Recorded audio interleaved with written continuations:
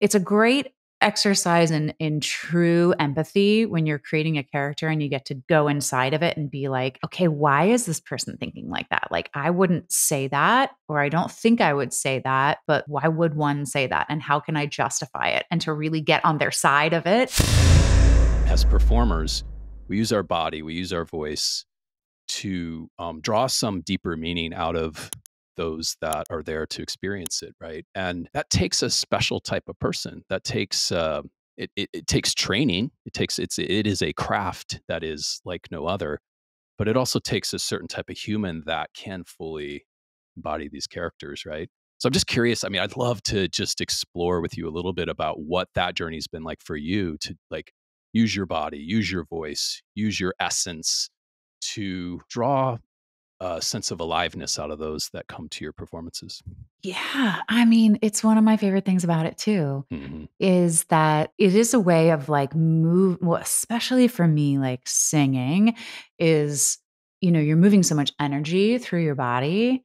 Um, and so it is very, I think, like healthy and cathartic and um necessary for many of us, probably even for a lot of us who don't do it, but like Hmm. it's a great way of moving your energy around. And then I think there's a transference, right, that happens that then if you're in the audience, it can unlock something in you that it's hard. Life is hard. It's hard to process everything that's happening to us, right? And within the moment that it's happening. Or so I think that's one of the reasons that people go to the theater is to feel. And Hmm. sometimes it's to escape and to laugh and be able to forget about what's troubling you. And then I think other times it's to be able to process what's going on. So yeah, it's a great exercise in true empathy when you're creating a character and you get to go inside of it and be like, okay, why is this person thinking like that? Like, I wouldn't say that, or I don't think I would say that, but like, why would one say that? And how can I justify it? And to really get on their side of it. Yeah, absolutely. Our paths diverged. So we grew up kind of in the same theater, and at some point, my dream was no longer to be an actor. It was something else, right? That dream kind of shifted for me. It was just no longer the thing to do.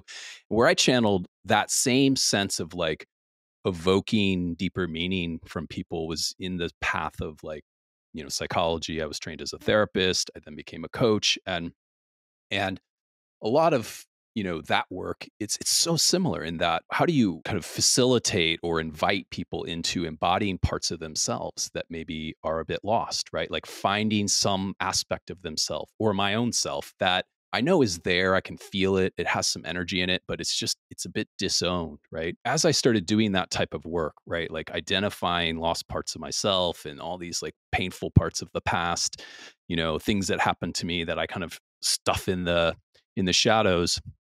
Some part of me already knew how to do that because I had grown up, doing 3, 4, 5 shows a year. I mean, it was nonstop for me. It was like Yeah. Yeah.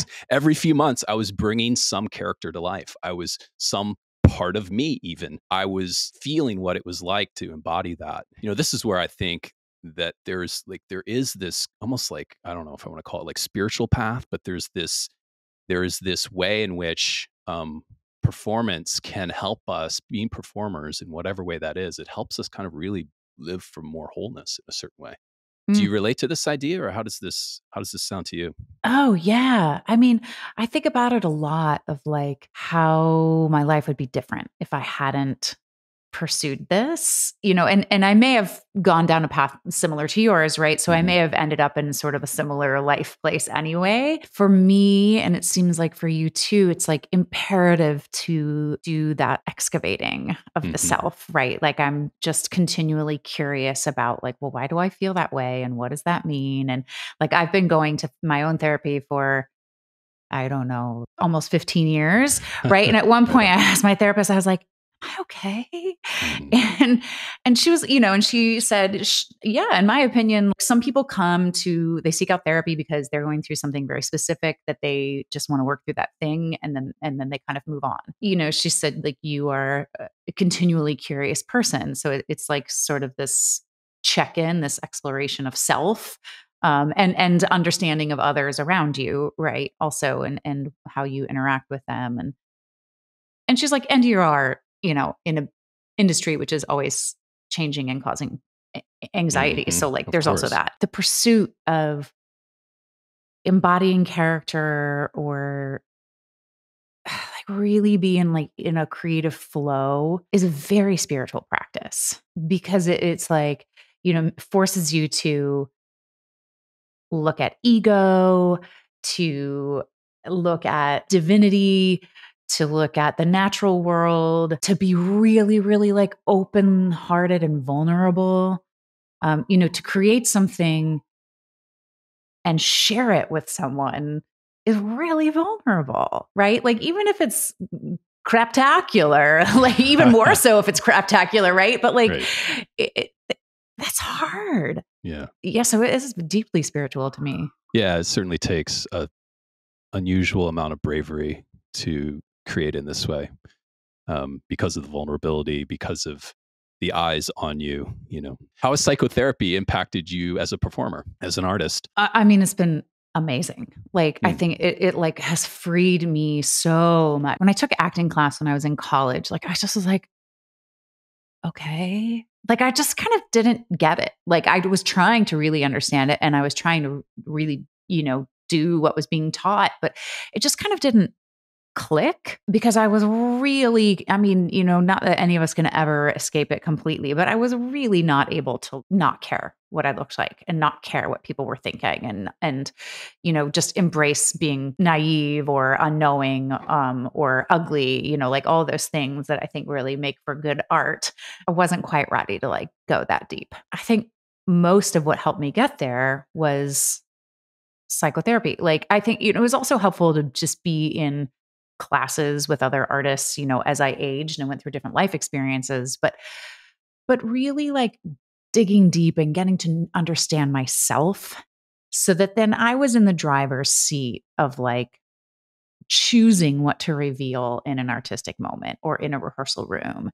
Because I knew what demons were lurking in there. I wasn't going to be surprising myself probably too much. Though there are always new things. Yeah.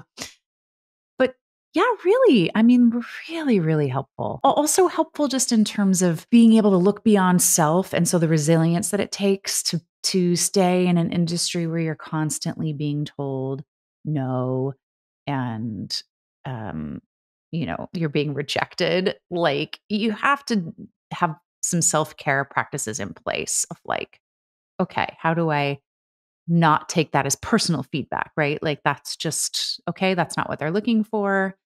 And then also, people would ask me a lot when I was doing the role of Mary Jane, like, And this is Mary Jane in Jagged Little Pill. This is you, yeah. yes, who really was like on the brink and she, she overdoses and it's like a very, very heavy time in this woman's life. Like, how do you do that night after night? And, part of it was that I knew what was me and what was the character. And I didn't get them confused, right? And part of that was that I was able to say, like, I think this is an important story to tell, and I want to stay healthy so that I can tell it.